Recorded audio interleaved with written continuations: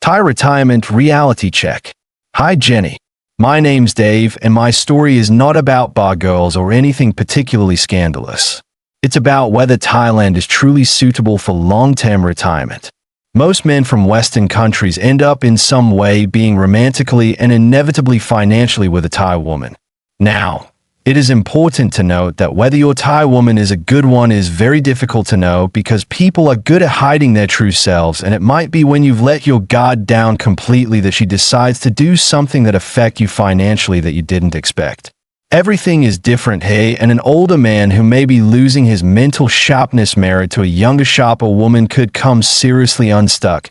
So listen to my story and protect yourself if you are thinking of coming to Thailand to retire.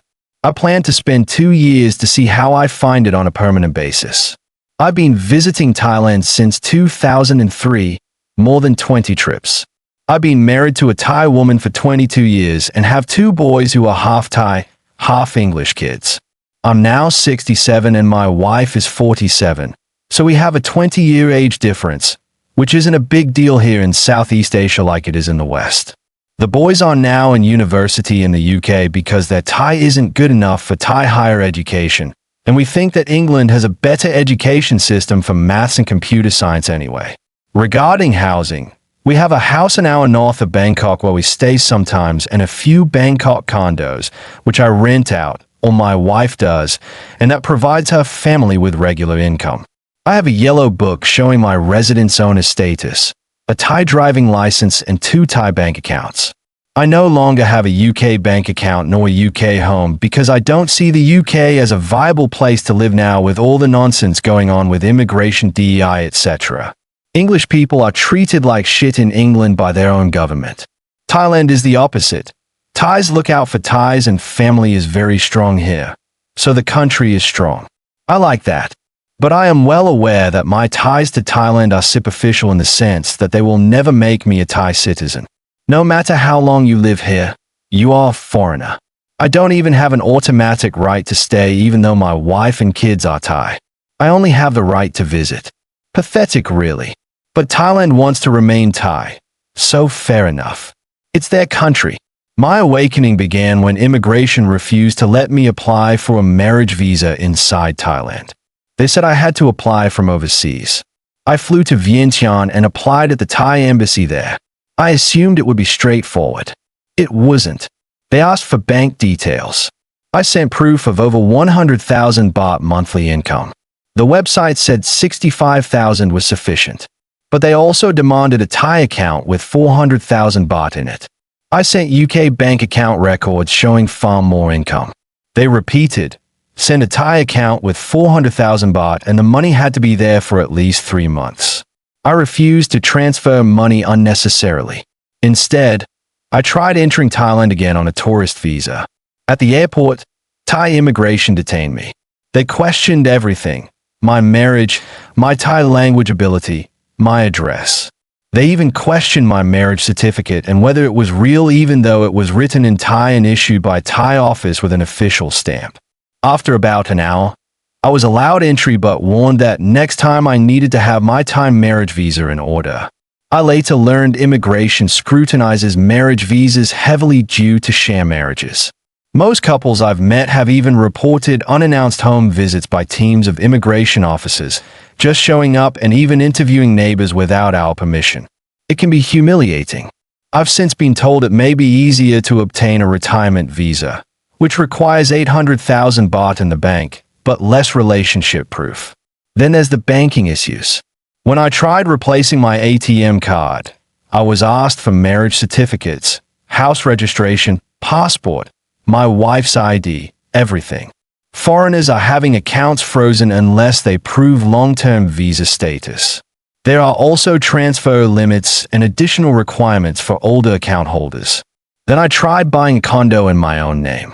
Despite providing all documentation, the land office demanded a specific bank letter confirming overseas funds. We couldn't get it in time, so the condo went solely into my wife's name, which makes me vulnerable and obviously shifts the balance of power in my personal relationship. Then there was the time that immigration refused to update my TM30 address because the house was in my mother-in-law's name. As it stood, I technically couldn't legally reside in either property I paid for. Finally, I visited an aged care facility managed by a Thai nurse friend. I didn't intend to move in, but wanted to know what was available. One resident I met was an American who had lived in Thailand for over 20 years. His Thai wife could no longer physically care for him. He was in his 80s and getting well taken care of for a fraction of the cost of the US nursing homes. So, he saved a lot of money, has friendly Thai women looking after him and all the mod cons he needs. On the downside, he complains that he now lives in a facility with limited English speakers and only Thai food. He cannot afford to move back to the U.S. and doesn't really want to. Now, that made me think about my own future. Health insurance becomes expensive and restrictive after age 70. Pre-existing conditions complicate everything. What happens if I need long-term care? While I was mulling all this over, my wife, dear, suggested the idea of opening a care home. She could see the potential, and as a nurse herself, she could easily set it up. I was very interested in this idea and told her we could discuss it further and weigh up the pros and cons. Thailand is wonderful to visit, but living here permanently is different. You are always an outsider. If you want a stress-free retirement, Thailand may not be the answer. Of course, being married to a Thai is a huge help, but there are conditions. Maybe 2, maybe 3. First, your Thai wife has to be 100% honest with you, and that's rare in married couples anywhere in the world. Second, she has to have a serious work ethic and an actual brain for business. Many Thai women love the idea of owning a business. Fewer sit down and calculate cash flow, overhead, staffing, licensing, liability, and long-term viability. So what happened to me is worth bearing in mind. As soon as I discussed with my wife the idea of opening a retirement care home, she took the idea and ran with it. Without me. This is how many Thai women operate. Decisive, fast, controlling. They assume what belongs to the husband belongs to the wife as well. The reverse. Never. So here's what happened. A few weeks after our discussion about possibly opening a Western-style care facility, I took a 5-day golf trip to Hua Hin with some old expat friends. We've been playing together for years. Same jokes. Same arguments about handicaps. Same complaints about knees and back pain. It was good for me. Fresh air. Sea breeze. A break from paperwork and visa nonsense. When I left Bangkok, my wife kissed me at the door. "Don't drink too much," she said, smiling. "I won't," I replied. She looked pleased about something, but I assumed she was just enjoying having the house to herself for a few days. 5 days later, I returned to Bangkok. The house was empty. Her shoes weren't by the door. Her car was gone. No note. I called her. She answered immediately. "Where are you?" I asked. "I'm in Kanchanaburi," she said casually. "Kanchanaburi? Doing what?" A slight pause. "I found the land." "What land?" "For the care home." I sat down slowly. "What do you mean you found the land?" "I found perfect property. Near the river. Quiet. Good air. Good for old people. I already paid deposit. And I hire architect to draw blueprint." There was excitement in her voice. Pride. I felt a mix of admiration and dread. "You already paid?" I asked carefully. "With what money?" "Don't worry," she said. "I handle it." That sentence did not calm me. When she came back 2 days later, she was glowing. She laid the blueprints out on the dining table like a schoolgirl presenting homework. "Look," she said, 12 private rooms, 2 shared rooms, garden area, Western kitchen, office here, no station here. It was impressive. I couldn't deny it. "You did all this in 5 days?" I asked. She nodded proudly. "I want to surprise you. Show you I can do big business." I looked at her. Where did the money come from? She hesitated. "I sold the house." The room went very quiet. "You what?" "I sell the house. And I refinanced 2 condos. Bank give loan." My heart started pounding. "You sold the house without telling me." She crossed her arms. "It's our house." "Yes, but we discuss big decisions. I know you, she said. You think too long. Opportunity gone. And the bank? I asked. They just gave you money like that. She didn't answer directly. So the next morning, I went to the bank. I sat across from the branch manager, a neatly dressed Thai woman in her 40s. I want to understand how my wife refinanced 2 properties without my physical presence, I said calmly. She smiled politely and slid a document across the desk. Your authorization letter, she said. I looked at the signature. It was mine, or at least a version of it. But it wasn't my hand. This is not my signature, I said. She glanced at it, then at me. Well, she said softly, she is your wife. As if that explained everything. As if that makes forgery acceptable. I replied. She gave a small shrug.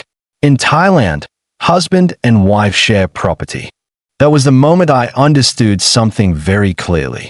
Hey, the system does not operate the way you assume it does back home. I left the bank feeling cold.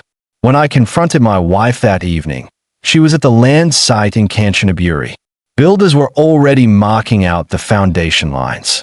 Concrete mixers stood ready. Workers were moving steel rebar into place. It was moving forward whether I liked it or not. You forged my signature, I said quietly. She didn't deny it. I had to, she replied. You would say wait. Yes, because we should wait. She stepped closer to me. I'm not stupid, woman, she said. I plan everything. I talk to No's friend. I research demand. Many foreigners old now. Their wives tired. They need place. She wasn't wrong. I do this for us, she continued. For future. For security. There was no greed in her eyes. Only determination. And something else. Love. That complicated everything. That night, we sat outside by the river. She leaned her head on my shoulder. I'm sorry I didn't tell you, she said softly. I wanted you proud of me. I'm proud, I admitted. But you scared me. She laughed gently. You foreign man. Always scared of Thai wife. I have reason, I replied. We both laughed then. But I made one thing clear. We restructure what's left, I said. Your name comes off the remaining condo. My pension stays separate. We protect both sides. She agreed immediately. No problem, she said. I don't want your pension. That was reassuring. Construction moved quickly. Within months, the building stood finished. Bright white walls, wide hallways, ramps for wheelchairs, Western-style bathrooms. Then the first residents arrived. An Englishman from Pattaya whose Thai wife couldn't lift him anymore. A German retiree with mild dementia. An Australian couple, both in their 70s, who wanted assisted living without leaving Thailand. The rooms filled steadily. The business worked. Just like that. She had been right. Her instincts were sharp. Her research was solid. She had taken a terrifying gamble with our assets and turned it into a profitable, respected facility. Today, it runs smoothly. She oversees staff like a general. But when I walk through the building, she softens.